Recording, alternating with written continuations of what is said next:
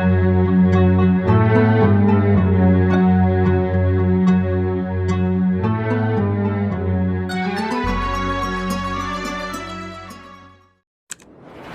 Muhammad Bahauddin Shah Naqsyabandi, pemimpin, penggagas Tariqah Naqsyabandiyah dan seorang tokoh tasawuf terkenal. Dilahirkan pada tahun 717 Hijriyah di sebuah desa, bernama Kasrul Arifan. Istana Orang Arifin. Kurang lebih 4 km dari Bukhara, Soviet Rusia, sekarang ini Uzbekistan. Bukhara adalah tempat kelahiran Imam Bukhari. Dia mengambil tarikat dari Syekh Muhammad Baba As-Samasi, kemudian Syekh Amir Kulal. Naqsyabandi, di hujung namanya. Menurut Syekh Najmuddin Amin Al-Kurdi dalam kitabnya Tanwirul Qulub, berasal dari dua buah kata bahasa Arab yakni, naqsyun, dan ben. Naqsyun artinya ukiran atau gambar yang tertera melekat kuat, bersatu pada sebuah bendera besar. Dinamakan demikian, karena Syekh Muhammad Bahauddin penggagas tarikat itu senantiasa berzikir mengingat Allah. Sehingga lafaz Jalalah Allah itu terukir dan terpatri dalam kalbunya.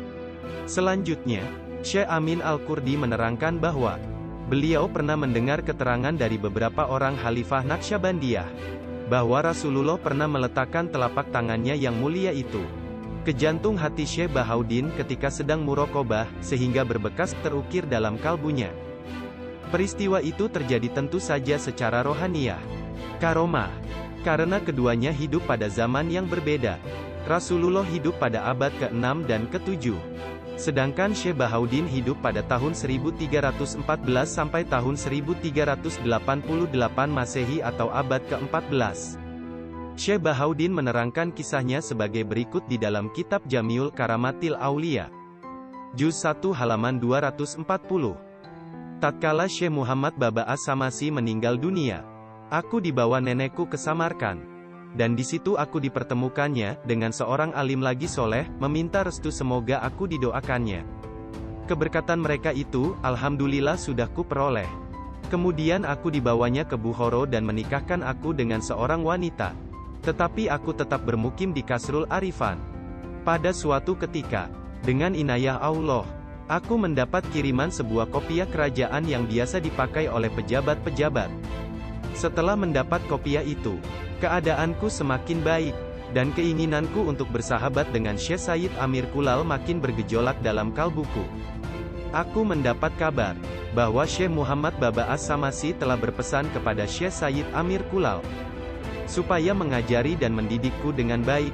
Syekh Sayyid Amir Kulal berjanji akan memenuhi amanah itu, dengan menegaskan bahwa jika pesan itu tidak dilaksanakan, maka dia bukanlah seorang jantan. Dan ternyata janjinya itu dipenuhi. Asal mula aku sadar dan bertaubat ialah ketika pada suatu hari, aku bersama seorang teman duduk dalam ruangan halwat, menyendiri. Tatkala aku menoleh kepadanya, dia berkata, "Kini sudah tiba saatnya Anda menghadapi semua, dan menunjukkan perhatian kepada kami." Ucapan itu sangat menghujam ke dalam lubuk jiwaku. Aku pun segera meninggalkan rumah itu, lalu mandi dan mencuci pakaian di sebuah kamar mandi yang tidak jauh dari situ, dan salat 2 rakaat. Memang sejak lama, aku ingin salat seperti itu, tetapi belum dapat terlaksana. Selanjutnya kata Syekh Bahauddin, ketika aku mulai tertarik pada tarikat ini, orang bertanya kepadaku, "Bagaimana Anda dapat masuk dalam tarikat ini?"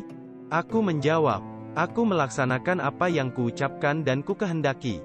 Orang itu berkata pula, "Memang, semua apa yang kita ucapkan, wajib dilaksanakan." Aku pun berkata, "Aku belum sanggup mengamalkan semuanya. Tetapi jika semua ucapanku itu menjadi kenyataan, maka aku akan meletakkan 2 kakiku dalam tarikat ini.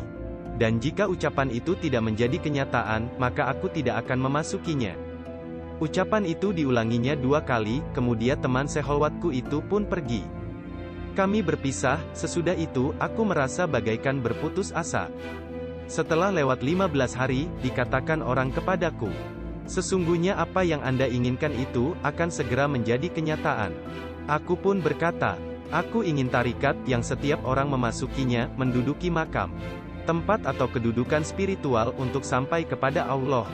Pada permulaan bersuluk, pendirianku belum tetap. Aku sering mengunjungi makam dalam kota Bukhara. Pada suatu malam aku menziarahi makam Syekh Muhammad Wasi.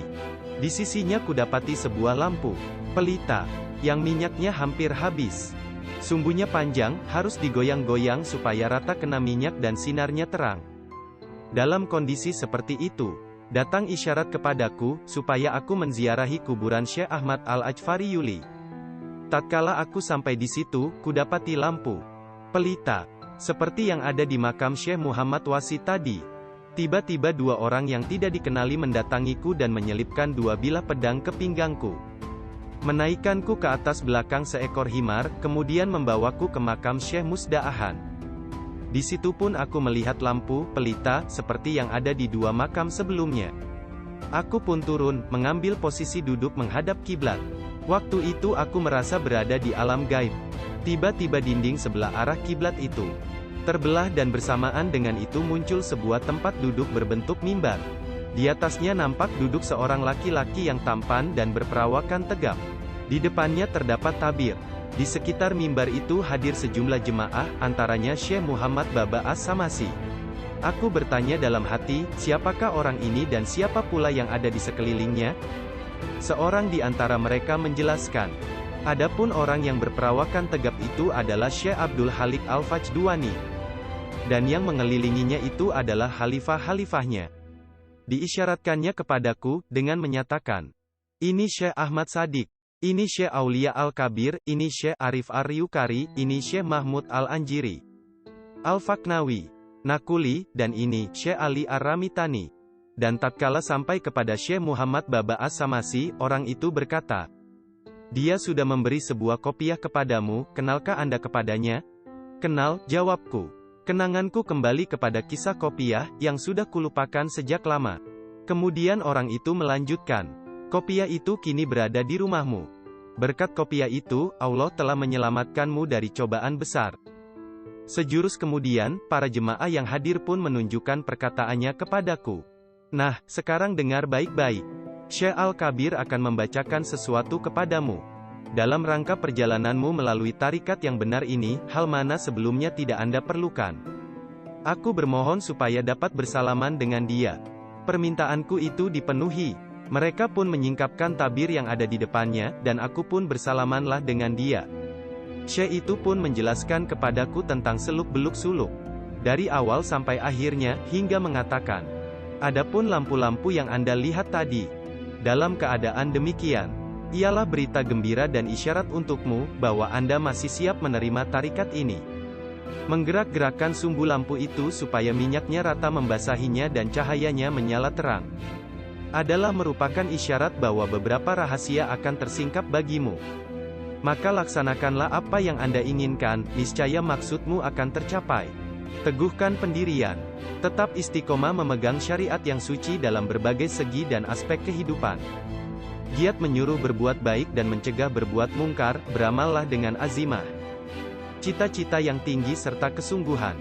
Jauhi yang ruksah, meninggalkan keringanan atau kelonggaran dalam ibadah, dan bid'ah. Jadikan hadis-hadis Nabi sebagai kiblatmu. Pelajari dan telitilah riwayat hidup dan tingkah laku serta perjuangan para sahabatnya yang mulia. Kemudian ajaklah orang supaya mengamalkannya dengan bersungguh-sungguh. Baru saja selesai mengucapkan kata-kata itu, seorang khalifahnya berkata kepadaku, jika ingin bukti kebenaran daripada peristiwa yang Anda alami ini, maka besok jumpailah Maulana Syamsuddin Al-Anikuti. Ceritakan kepadanya, apa yang dibawa orang Turki kepada seorang tukang air. Memang benar, dan Anda akan membantu tukang air itu. Jika tukang air itu menyangkal, maka katakan kepadanya, aku mempunyai dua bukti yakni. 1. Anda kehausan. Dia mengerti maksud kalimat itu. 2. Anda telah menggauli seorang wanita yang bukan muhrim, sampai dia hamil. Digugurkannya kandungannya dan dikuburkan di sebuah tempat di bawah pohon kurma. Kemudian khalifah itu melanjutkan, jika surat ini sudah Anda sampaikan kepada Syekh Syamsuddin, maka sehari sesudah itu, ambillah 3 biji kismis, anggur kering. Lalu pergilah ke Nasaf, untuk berkhidmat kepada Syekh Sayyid Amir Kulal. Di tengah jalan nanti, Anda bertemu seorang syekh, memberimu sepotong roti panas. Terimalah roti itu, dan jangan berbincang dengan dia, teruskan perjalananmu.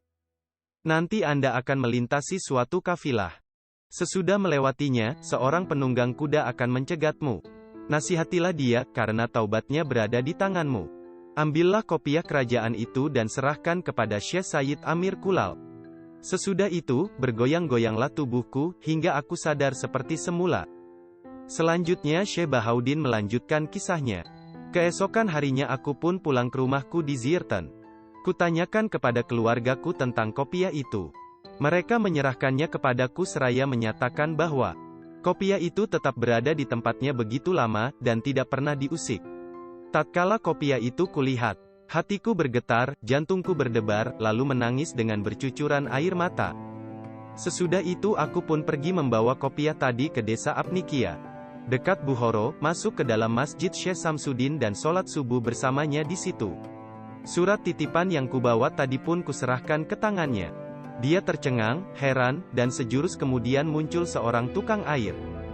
Dia menyangkal keterangan orang Turki, sebagaimana dipesankan oleh Khalifah Baba As-Samasi. Dia membantah melakukan zina, maka kutunjukkan bukti-buktinya. Para jemaah masjid itu pun segera menggali kuburan janin hasil perzinahan itu. Dan ternyata benar disitulah ia dikuburkan. Si tukang air pun terdiam, tidak berkutik lalu minta maaf. Syekh Samsudin dan para jemaah di masjid itu pun terharu menyaksikan peristiwa itu. Lalu semuanya menangis. Kemudian pada hari kedua, aku pun menuju ke Nasaf. Melalui jalan yang telah ditunjukkan dan sesampainya di situ, kuambil 3 biji kismis. Pengalamanku itu kiranya sampai kepada Maulana, lantas beliau menyatakan, "Aku melihat kesulitan dan penderitaan yang Anda hadapi. Anda sudah menempuh jalan yang berliku-liku dengan susah payah untuk sampai kepada Allah. Kesembuhan sakitmu berada di tangan kami. Bangkitlah agar amanah nenekmu untuk mengajari dan mendidikmu itu dapat kulaksanakan supaya maksudmu tercapai." Maka aku pun menjawab, "Saya bukan anakmu yang dimaksud anak rohani dalam perjalanan spiritual. Jika susu pendidikan dan pengajaran itu kamu masukkan ke mulutku, niscaya aku tidak akan menerimanya." Dia pun diam, dan mengizinkanku untuk meneruskan perjalanan. Aku pun mengenakan ikat pinggang, kusuruh 2 orang mengikatnya kuat-kuat dari pangkal ke ujung. Sesudah itu aku pun pergi. Tatkala tiba di tempat yang disebutkan, aku bertemu dengan seorang syekh, ia memberiku sepotong roti panas. Roti itu kuterima tanpa berucap sepatah pun. Aku pun berlalu, dan bertemu dengan suatu kafilah. Mereka bertanya, "Dari manakah Ananda?" "Dari Anbakia," jawabku. "Kapan Anda meninggalkan Anbakia?" tanya mereka. "Ketika matahari terbit tadi pagi," jawabku. Waktu pembicaraan itu berlangsung, hari telah tinggi, yakni waktu duha. Mereka heran, tercengang dan berkata, "Jarak antara desa itu dengan tempat ini lebih kurang 100 km. Sedangkan kami meninggalkannya awal malam tadi." Baru saja aku bergerak hendak meninggalkan mereka. Tiba-tiba seorang penunggang kuda yang tidak dikenali menghadang. Dan ketika aku berada tepat di hadapannya, aku memberi salam. Ia pun bertanya, "Siapakah Anda?" Aku kecut melihatmu. "Sayalah yang taubatmu di tanganku," jawabku. Ia pun turun dari atas kudanya, dengan hormat dan rendah hati, kemudian menyatakan taubat. Semua minuman keras, khamar, yang dibawanya, dibuangnya. Kemudian aku pun meneruskan perjalanan menuju tempat Syekh Sayyid Amir Kulal. Dan setelah tiba di tempat yang dituju, kuletakkan kopiah kerajaan itu di hadapannya. Dia terdiam sejenak, kemudian bertanya, "Kopiah azizan kerajaankah ini?" "Benar," jawabku singkat. Kemudian ia pun berkata, "Nah, tiba saatnya, peliharalah 10 helai selubung ini." Barang itu pun kuterima, dan kulakukan semua perintahnya. Kemudian ia pun mengajariku zikir nafi isbat menyebut la ilaha illallah dalam hati. Dan menyuruhku terus mengamalkannya. Mengingat perintah supaya aku beramal dengan azimah, cita-cita tinggi serta kesungguhan. Tidak mengamalkan yang ruksah. Meninggalkan keringanan dan kelonggaran dalam ibadah. Maka aku pun berzikir dengan hafi, atau tersembunyi tanpa suara. Sesudah menerima talqin zikir itu, maka aku pun bergaul dengan alim ulama. Memperdalam ilmu syariat. Mengutip hadis-hadis, mempelajari perilaku para sahabat dan mengamalkan semua yang diperintahkan. Ternyata aku memperoleh syafaat yang besar dan berhasil baik. Semua ucapan Syekh Abdul Halik Al-Fajduwani masih terngiang-ngiang di telingaku. Dan hasil jerih payahku pun sudah kuperoleh pada waktunya. Di antara keramat Syekh Bahauddin sebagai berikut. Beliau menerangkan bahwa, ia telah bersahabat baik dengan Maulana Arif Ad-Diyar Karani selama 7 tahun. Kemudian dengan Maulana Katsam Syekh. Kata beliau, pada suatu malam, aku tidur, kulihat Al-Hakim mendatangiku. Dia adalah tergolong syekh terkemuka Turki. Dia berpesan, supaya aku berjumpa dengan seorang pertapa. Sesudah orang bertapa itu kujumpai, wajahnya terus terbayang dalam ingatanku. Aku mempunyai seorang nenek perempuan yang solehah. Maka kuceritakan kepadanya tentang mimpiku itu. Ia pun berkata, kamu akan mendapat bahagian sesuatu dari syekh-syekh orang Turki. Aku ingin sekali menemui orang bertapa itu. Dan setelah beberapa lama, barulah aku menemuinya di kota Bukhara. Dia ku kenal, namanya Halil, cuma waktu itu aku tidak bergairah untuk bersahabat dengan dia. Dia pulang ke rumahnya, sedang aku gelisah, ragu dan bimbang. Ketika waktu maghrib tiba, seorang yang tidak dikenali mendatangiku, dan menyatakan bahwa Halil orang bertapa itu memanggilku. Aku pun segera menemuinya dengan membawa sedikit oleh-oleh. Ketika berjumpa, aku berhajat akan menerangkan tentang mimpiku tadi. Tetapi dia lebih dahulu berbicara dalam bahasa Turki. Saya tahu apa yang Anda lihat, tidak perlu diberi penjelasan. Ucapan itu menghujam ke lubuk hatiku, dan aku sangat tertarik kepadanya. Akhirnya aku dapat bergaul baik dengan dia selama beberapa waktu. Menurut Syekh Bahauddin, ia pada suatu malam mengelilingi desa Ziorotun. Setibanya di sebuah dataran tinggi di daerah itu, tiba-tiba muncul suatu peristiwa ajaib. Terdengar suara orang berkata, mintalah kepada kami, apa saja yang kamu inginkan. Aku pun memohon dengan rendah hati dan khusyuk, ujarnya seraya berkata, wahai Tuhanku, karuniailah aku setitis air laut rahmat dan inayahmu. Terdengar jawaban, kamu meminta setitis kemuliaan dari kami? Peristiwa itu amat mengejutkanku. Lantas kutampar wajahku dengan sekali tampar yang kuat. Sehingga sakitnya terasa selama beberapa hari. Aku pun memohon, wahai Tuhan yang Maha Pemurah, karuniailah aku lautan rahmat dan inayahmu, dan karuniailah aku kekuatan untuk dapat memikulnya. Ternyata permohonanku itu diperkenankannya dengan segera, dan sampailah aku ke tempat yang dituju. Syekh Bahauddin bercerita, pada suatu hari, saya dan Muhammad Zahid pergi ke satu padang pasir. Dia termasuk seorang murid yang jujur. Kami membawa cangkul untuk sesuatu keperluan. Tiba-tiba terlintas sesuatu yang mewajibkan kami membuang cangkul itu. Dan bermuzakarah tentang berbagai disiplin dan ilmu pengetahuan. Dalam pertukaran pikiran itu, sampailah kami kepada masalah-masalah ibadah. Aku pun berkata kepadanya, puncak tertinggi dari ibadah itu ialah, kalau yang melakukannya berkata, matilah kamu, maka seketika itu juga orang itu mati. Ketika itu terlintas dalam hatiku untuk mengatakan yang demikian kepadanya. Lantas kuucapkan, maka ia pun mati dari jam 9 pagi sampai tengah hari. Cuaca waktu itu cukup panas. Aku terkejut, lalu duduk berteduh di sebuah tempat tidak jauh dari situ. Sejurus kemudian aku kembali mendekatinya. Kulihat mayatnya telah berubah akibat panas matahari. Aku gelisah, tiba-tiba datang petunjuk supaya aku mengatakan, wahai Muhammad, hiduplah kamu. Aku pun mengucapkan kata-kata itu sebanyak 3 kali. Mayat itu pun bergerak-gerak perlahan-lahan, sampai akhirnya hidup kembali seperti semula. Peristiwa itu aku pun laporkan kepada syekhku, Syekh Sayyid Amir Kulal.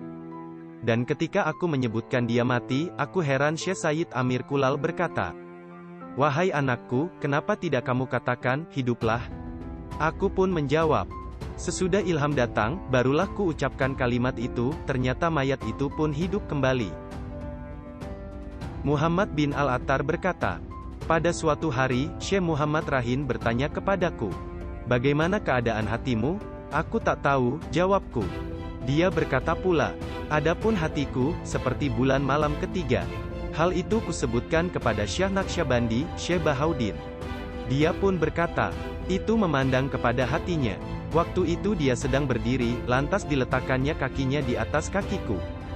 Tiba-tiba aku tidak sadar, perasaanku bagaikan berada di alam gaib. Maka nampaklah segala apa yang ada dalam alam ini berkumpul dalam hatiku. Dan sesudah sadar, ia pun berkata pula, apabila hati seperti itu, bagaimanakah ilmu seseorang itu berubah terhadapnya? Karena itulah Allah berfirman dalam hadis qudsi yang artinya, Tidak meliputi mencapaiku oleh bumi dan langitku, tetapi meliputiku hati hamba yang mukmin. Syekh Alauddin Al-Atari menyatakan bahwa tatkala Sultan Abdullah Fazgas di Bukhara, ia bermaksud akan berburu di sekitar daerah itu, bersama dengan orang banyak. Sedangkan Syekh Bahauddin berada di sebuah desa dalam kawasan Bukhara. Ketika baginda dan orang banyak pergi berburu, Syekh Bahauddin pun ikut serta.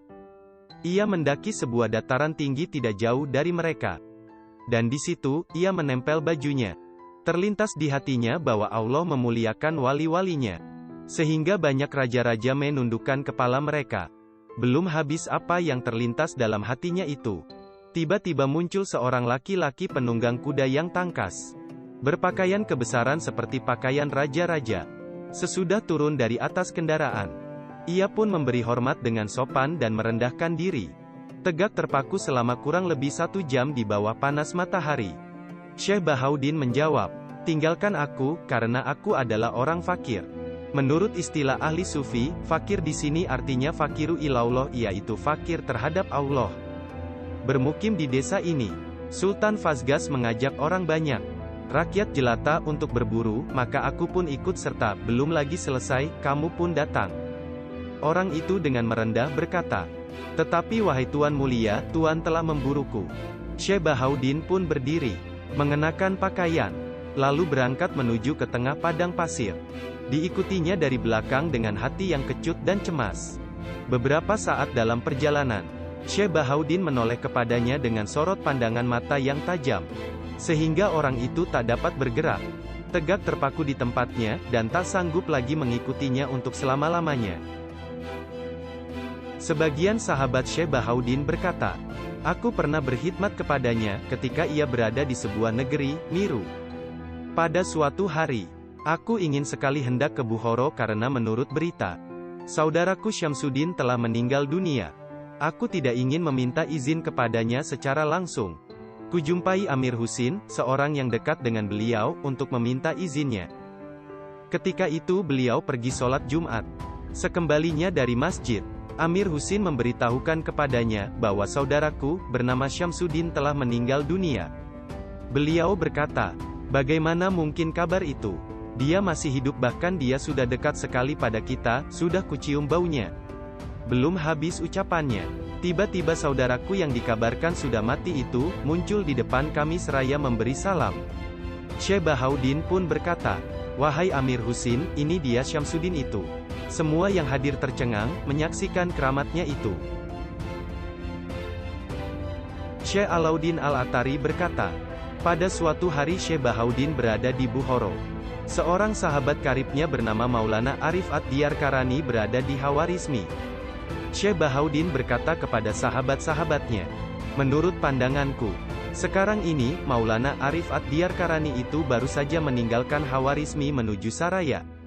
Dalam perjalanan, dia berhenti di sebuah tempat. Dia memutuskan tidak jadi ke Saraya, dan kini dalam perjalanan pulang ke Khawarizmi. Semua keterangan itu, dicatat oleh sahabat-sahabatnya. Tidak beberapa lama sesudah itu, Maulana Arif Ad-Diyar Karani pun tibalah di Bukhara.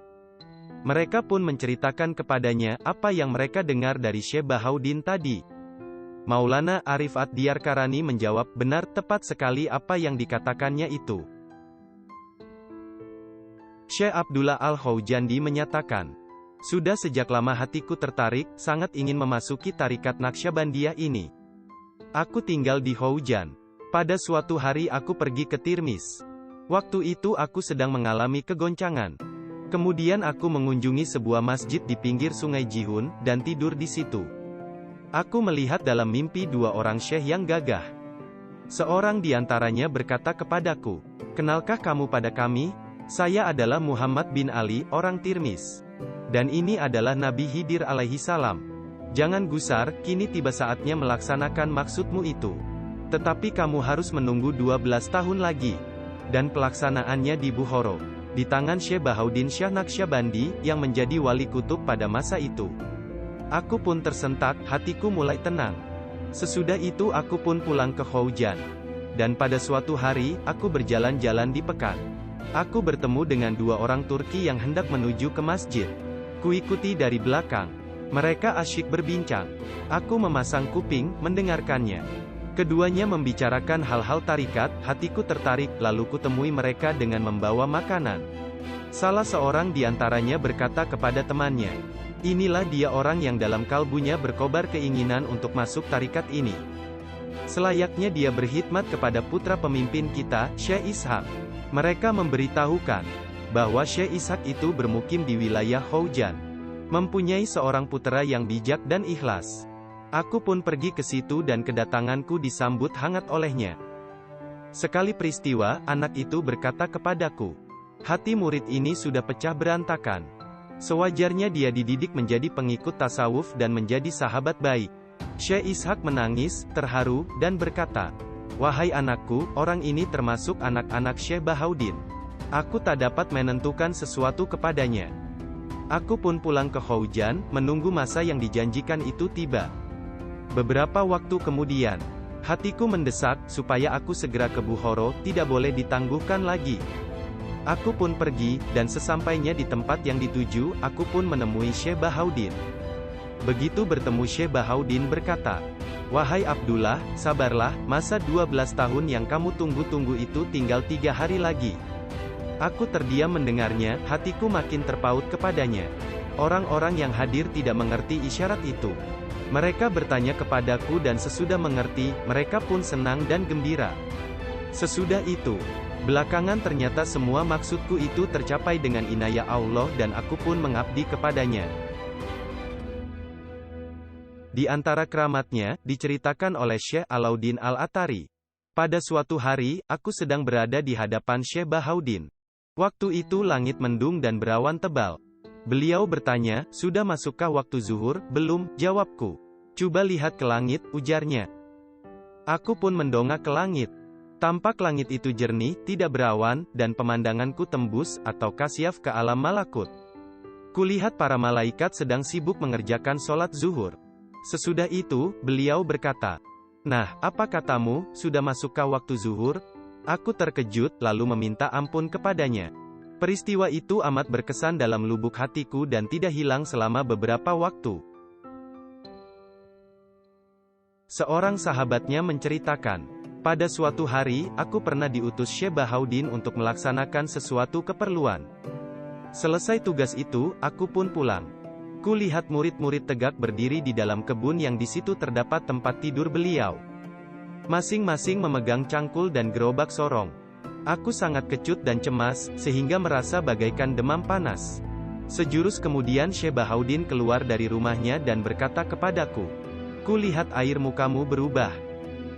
Kujawab, "Sejak aku tiba di tempat ini, hatiku merasa kecut dan cemas, entah apa sebabnya, aku tidak tahu."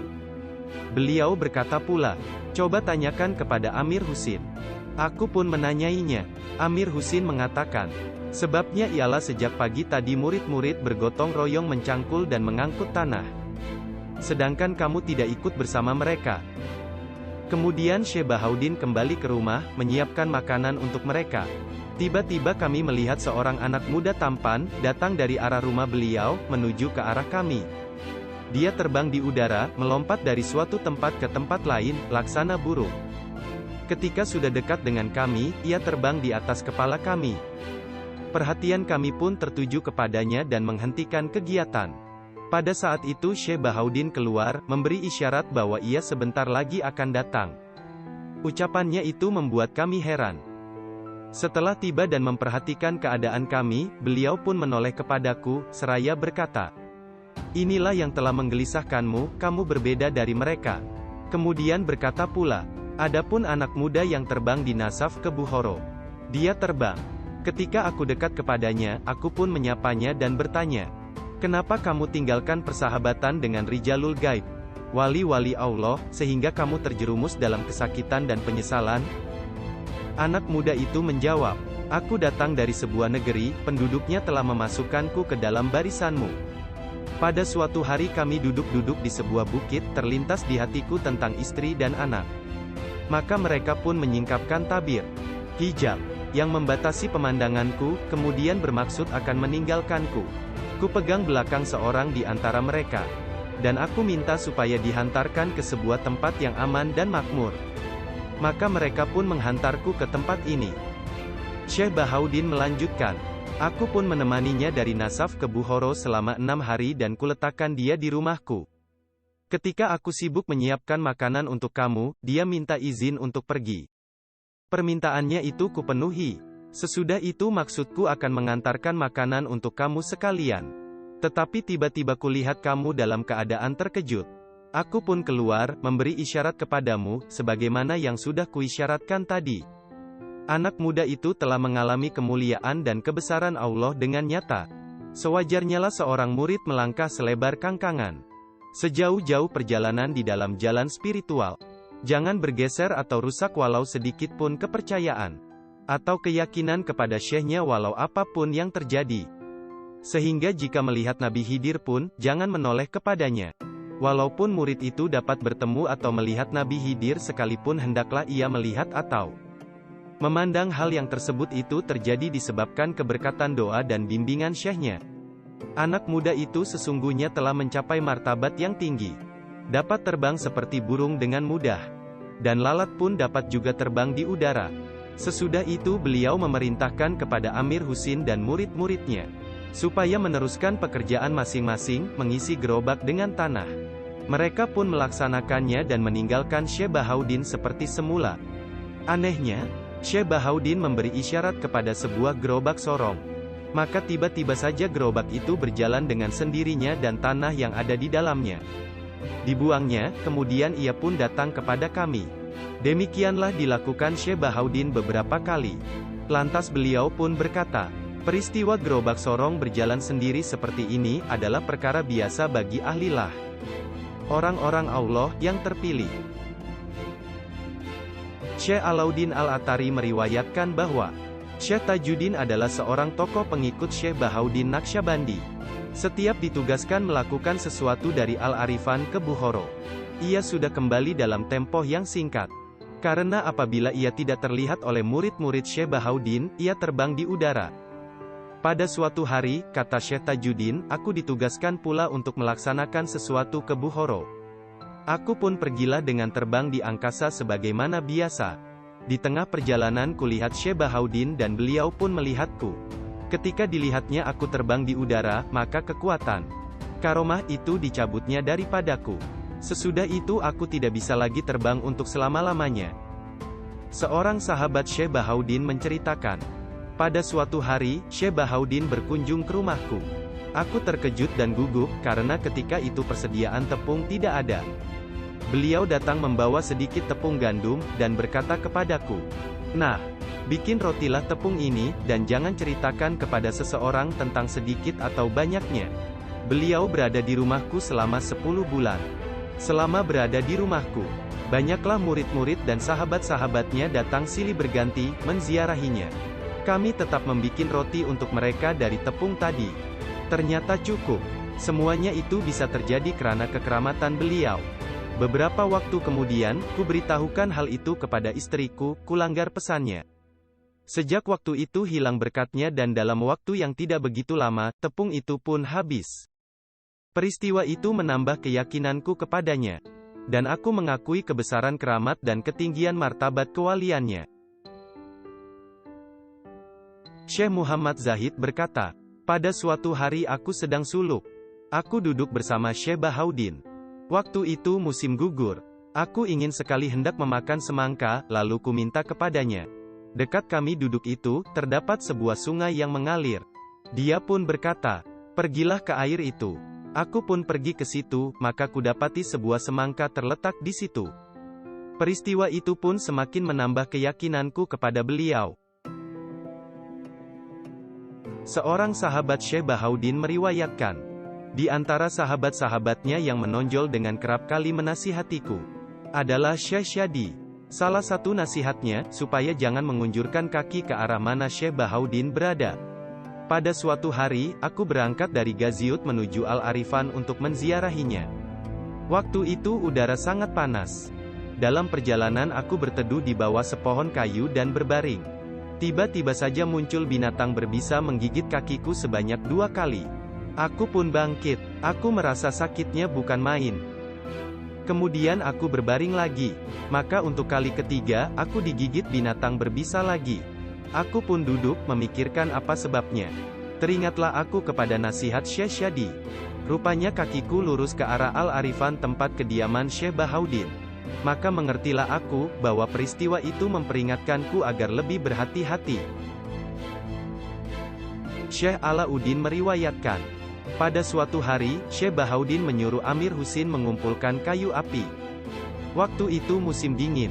Sesudah dikumpulkannya, keesokan harinya Allah menurunkan salju yang besar sebanyak 40 kali. Kemudian Syekh Bahaudin mengadakan perjalanan ke Khawarizmi. Dalam rombongannya ikut serta Syekh Syadi. Sesampainya di tepi sebuah sungai, Syekh Bahaudin menyuruh supaya berjalan di atas air. Syekh Syadi tidak sanggup. Disuruhnya berulang kali, tetapi Syekh Syadi tetap menyatakan tidak bisa. Maka Syekh Bahaudin memandangnya dengan sorot mata yang tajam beberapa saat. Pada waktu itu, Syekh Syadi merasa berada di alam gaib, hilang kesadarannya selama beberapa menit. Dan sesudah sadar, ia pun melangkahkan kakinya di atas permukaan air. Dengan diikuti oleh Syekh Bahaudin dari belakang. Setelah sampai ke seberang, Syekh Bahaudin pun berkata, "Coba lihat, basahkah sepatumu atau tidak?"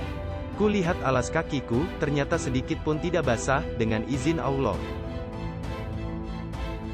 Seorang sahabatnya bercerita tentang keramat Syekh Bahaudin sebagai berikut. Adapun sebabnya aku bersahabat baik dengan beliau. Karena pada suatu hari aku sedang duduk di kedaiku di pusat perbelanjaan Bukhara. Ia pun datang dan duduk bersamaku. Dalam pembicaraan kami, sampailah pembicaraan pada sejarah hidup Syekh Abu Yazid Bustami. Di antara riwayat hidup Syekh Abu Yazid sebagaimana yang disebutkan Syekh Bahaudin, bahwa dia berkata, "Jika seseorang menyentuh pinggir ujung bajuku, niscaya ia jatuh hati kepadaku, dan tunduk berjalan di belakangku." Syekh Bahaudin berkata, "Kalau kuanugerahkan lengan bajuku, niscaya seluruh penduduk kota Bukhara ini akan tunduk dan kasih kepadaku. Mereka akan meninggalkan rumah dan kedai, dan mengikutiku." Beliau pun meletakkan tangannya yang diberkati itu ke lengan bajunya. Tiba-tiba aku terfana, tak sadar diri, aku merasa diriku bagaikan hilang. Begitulah keadaan beberapa waktu lamanya. Kutinggalkan rumah dan kedai, dan berkhidmat kepadanya. Syekh Hasru, seorang sahabat Syekh Bahaudin yang terkemuka dan bijak, berkata, "Pada suatu hari, aku bermaksud akan menziarahinya. Ketika aku tiba, Syekh Bahaudin sedang tegak di pinggir kolam dalam sebuah kebun, berbincang dengan seorang yang tidak dikenal. Ketika aku memberi salam, orang yang dikenal itu pun menyingkir ke pinggir kebun. Syekh Bahaudin memberikan penjelasan kepadaku. Dia ini adalah Nabi Khidir alaihissalam." Ucapan itu diulanginya 2 kali. Aku terdiam, tak berkata sepatah pun. Syukur hatiku tidak cenderung kepadanya, lahir dan batin. 2-3 hari kemudian, kulihat lagi dia di kebun, berbincang-bincang dengan Syekh Bahaudin. 2 bulan sesudah itu, kujumpai lagi dia di Bukhara. Dia tersenyum melihatku, dan aku pun memberi salam. Dirangkulnya aku dengan akrab dan bertanya perihalku. Sesudah berada kembali di Al-Arifan, Syekh Bahaudin berkata kepadaku, "Kamu sudah berjumpa dengan Nabi Khidir di Bukhara." Beberapa orang alim ulama dan sejumlah murid-murid Syekh Bahaudin pada suatu hari mengunjungi Irak. Seorang ulama di antara rombongan berkata, "Sesampainya kami di Samnan, kami mendengar bahwa di situ ada seorang laki-laki yang mendapat berkah dari Allah. Bernama Sayyid Mahmud. Kami semua bermaksud akan menziarahinya, karena keterkaitannya dengan Syekh Bahaudin." Sesudah bertemu, Sayyid Mahmud pun menjelaskan kepada kami dengan berkata, "Pada suatu hari aku bermimpi melihat Rasulullah sedang berada di suatu tempat yang cantik. Di sampingnya seorang laki-laki yang tampan. Aku bertanya kepada Rasulullah, apakah belum tiba saatnya aku mendapat kehormatan bersahabat dengan Rasulullah dan orang-orang seperti yang ada di samping Rasulullah itu? Sampai saat ini aku belum mengecap nikmat masa Rasulullah. Dan masa mereka, dan kebahagiaan seperti ini telah luput agaknya daripadaku. Apakah yang harus aku lakukan, wahai Rasulullah?" Rasulullah pun bersabda, "Jika kamu ingin memperoleh keberkatanku dan dapat melihatku, maka ikutilah Syekh Bahaudin." Sambil beliau mengisyaratkan kepada laki-laki yang duduk di sampingnya. Sebelum itu aku tidak pernah melihatnya. Sesudah tersentak terjaga dari tidur, kucatat namanya di kulit belakang sebuah bukuku. Beberapa tahun kemudian, aku duduk-duduk di sebuah toko kain. Tiba-tiba kulihat seorang laki-laki yang tampan melintas, wajahnya bercahaya. Dia menuju ke tempatku, dan duduk pula di situ. Kuperhatikan wajahnya dengan seksama, maka teringatlah aku kepada catatanku dulu. Ketika itu perasaanku berubah, jantungku berdebar. Dan tatkala orang itu hendak pergi, kuajak dia supaya singgah ke rumahku. Ajakanku itu dipenuhinya, ia pun berdiri lalu berjalan di depan, dan aku berjalan di belakangnya. Anehnya belum sempat mata berkedip, kami sudah tiba di rumah. Ini keramat pertama yang kulihat darinya, sedangkan ia belum pernah melihat rumahku. Sesudah berada di dalam, ia pun menuju ke sebuah ruangan khusus perpustakaanku. Diulurkannya tangannya yang mulia itu. Lalu diambilnya sebuah kitab dari celah-celah kitab yang banyak itu. Dan menyerahkannya kepadaku, seraya berkata, apa yang Anda tulis di kulit belakang kitab ini? Ternyata kitab itulah, yang namanya kucatat sebagaimana yang kulihat dalam mimpi 7 tahun yang lalu. Keajaiban yang kedua ini, menimbulkan ketakjubanku kepadanya, lebih besar dari menyaksikan keramatnya yang pertama tadi. Sesudah maksudku tercapai, maka ia pun memelukku dan menciumku, serta mendoakan semoga aku termasuk kelompok sahabat-sahabatnya. Kemudian ia pun pergi dengan meninggalkan kenangan besar kepadaku. Seorang sahabat Syekh Bahauddin di Bukhara pada suatu hari mengundangnya. Undangan itu diperkenankannya. Dan sesudah azan maghrib, beliau berkata kepada Maula Najmuddin Dadarak, apakah kamu bersedia melaksanakan apa yang kuperintahkan? Najmuddin menjawab, bersedia. Jika kusuruh mencuri, apakah kamu bersedia melaksanakannya? Tanya beliau. Tidak, jawab Najmuddin. Kenapa tidak? Tanyanya. Karena ini adalah menyangkut hak-hak manusia. Tetapi kalau menyangkut hak-hak Allah dapat ditebus dengan taubat, jawab Najmuddin. Jika tidak mau melaksanakan perintahku, jangan bersahabat dengan kami, ujarnya. Najmuddin terperanjat, dunia seketika terasa sempit. Ia pun meminta ampun, taubat dan menyesal, dan mengaku tidak akan menentangnya. Orang-orang yang hadir di situ pun merasa kasihan melihatnya. Dan mereka meminta agar Syekh Bahauddin memaafkannya, permintaan itu pun dipenuhinya. Kemudian Syekh Bahauddin pada suatu hari, bersama sejumlah sahabatnya pergi mengunjungi sebuah desa, di depan gerbang masuk kota Samarkand. Dalam rombongan itu ikut serta Maulana Najmuddin. Sesampainya di desa itu, Syekh Bahauddin menunjuk ke sebuah rumah seraya memerintahkan, robohkan dindingnya. Ambillah sejumlah barang-barang berharga yang tersimpan di dalam sebuah ruangan. Mereka pun merobohkannya, lalu masuk menuju ke sebuah ruangan dan mengambil barang-barang berharga itu. Sesudah itu mereka duduk sebentar. Beberapa waktu kemudian, terdengar gonggongan anjing. Syekh Bahauddin menyuruh Maula Najmuddin dan beberapa sahabatnya supaya melihat apa yang terjadi. Ternyata yang digongongi anjing itu adalah beberapa orang pencuri, yang sedang beraksi meruntuhkan dinding lain dari rumah itu. Dan berhasil memasukinya, tetapi tidak berhasil mendapatkan barang-barang berharga itu. Kata pencuri-pencuri itu, rupanya pencuri-pencuri lain lebih dahulu mengambil barang-barang itu daripada kita. Semua anggota rombongan tercengang menyaksikan peristiwa itu. Ketika pencurian itu terjadi, si pemilik rumah sedang berada di kebunnya. Keesokan harinya Syekh Bahauddin menyuruh seorang muridnya menghantarkan barang-barang curian itu kepada pemiliknya, dengan penjelasan bahwa sekelompok orang-orang fakir kemarin melintas di depan rumahnya. Mereka melihat barang-barang berharga ini, lalu diselamatkan mereka dari tangan-tangan pencuri. Kemudian beliau menoleh kepada Maulana Najmuddin seraya berkata, jika kamu melaksanakan apa yang sudah kuperintahkan sebelum ini, niscaya kamu akan memperoleh beberapa hikmah.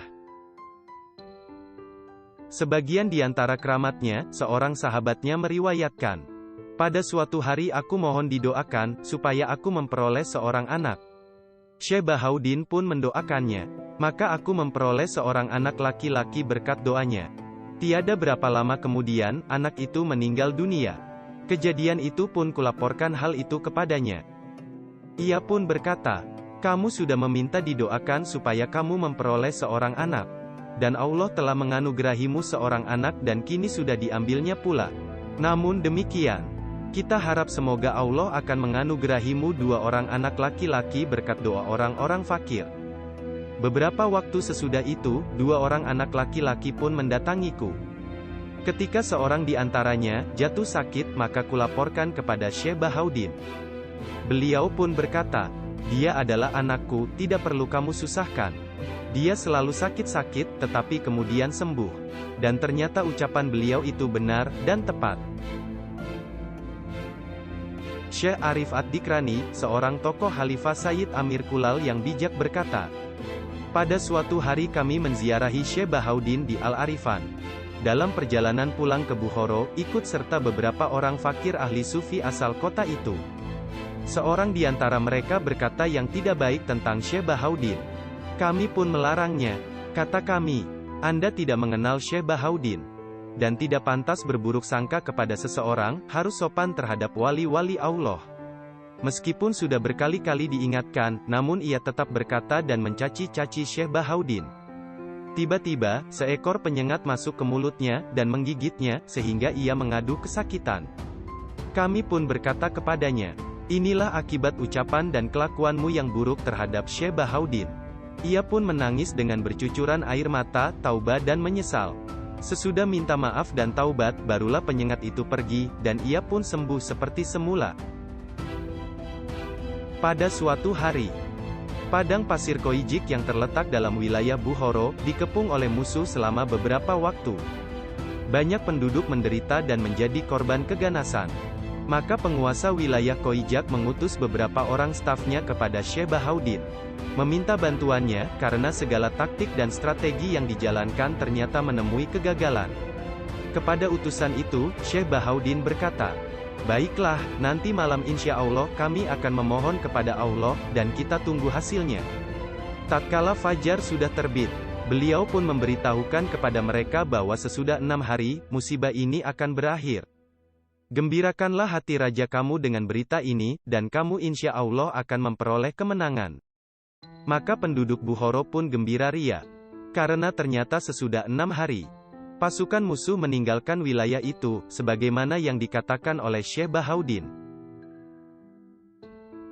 Syekh Syadi menyatakan bahwa selama aku menyayangi Syekh Bahaudin, rezeki murah, aku bisa mengumpulkan uang 100 dinar sehari. Uang itu disimpan oleh istriku. Pada suatu hari aku berbelanja ke Bukhara, diantaranya aku membeli sepasang sepatu bermutu tinggi. Kemudian aku pun pulang dengan menziarahi Syekh Bahaudin di Arifan. Ketika itu aku sudah berada di depannya dengan rendah hati, ia pun berkata, "Kenapa kamu ke Bukhara?" "Untuk sesuatu keperluan," jawabku. Dia pun berkata dengan tegas, "Mana sepatu itu, bawa ke sini. Dan semua yang kamu beli itu pun bawa kemari." Barang-barang itu pun kuserahkan kepadanya dengan cepat. Dia pun berkata pula, "Mana sisa yang 100 dinar itu, bawa kemari."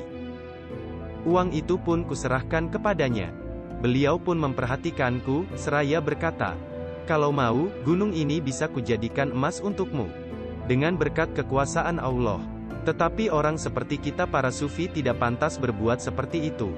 Jika kelompok orang-orang yang bermartabat tinggi yang berada di balik alam ini melihat tingkahmu seperti itu, maka bagaimana mungkin kamu menyimpang? Sedangkan kamu tahu bahwa selama ini, kamu tidak pernah kekurangan."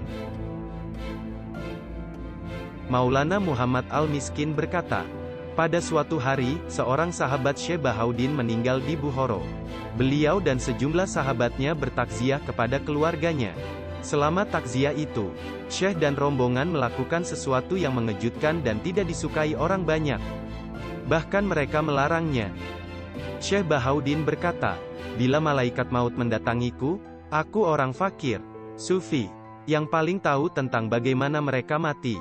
Belum habis ucapan itu terngiang-ngiang di telingaku. Kata Maulana Muhammad Al-Miskin. Bahaudin pun jatuh sakit dan ternyata itulah sakitnya yang terakhir. Beliau segera pulang ke suraunya, zawiyahnya. Masuk ke ruangan halwat sementara para sahabatnya silih berganti menjenguk dan melayaninya. Beliau berpesan kepada setiap orang yang menziarahinya sesuai dengan keadaannya. Kemudian beliau menadahkan 2 tangannya, berdoa, dan sesudah menyapukan kedua tangan ke mukanya, maka wafatlah beliau dengan tenang. Syekh Alauddin Al-Attar menceritakan, ketika Syekh Bahauddin dalam keadaan tenang, beberapa detik lagi akan wafat, kami membaca surat Yasin di sisinya. Ketika sampai separuhnya, tiba-tiba memancar cahaya terang. Kami pun mengucapkan kalimat-kalimat suci. Beliau pun wafat pada malam Senin 13 Rabiul Awal 791 Hijriah, dalam usia 74 tahun. Jenazahnya dikebumikan di perkebunan miliknya, sesuai dengan amanahnya. Kemudian dibangunkan oleh murid-muridnya di situ sebuah kubah besar. Dan kemudian didirikan sebuah masjid yang besar dan luas. Beberapa raja-raja telah mewakafkan sejumlah hartanya untuk keperluan masjid itu. Semua kisah ini ditulis oleh Al-Hani dalam Al-Hada'iqul Wardiyah. Menurut Yusuf bin Ismail An-Nabhani dalam kitabnya Jami'u Karamatil Aulia,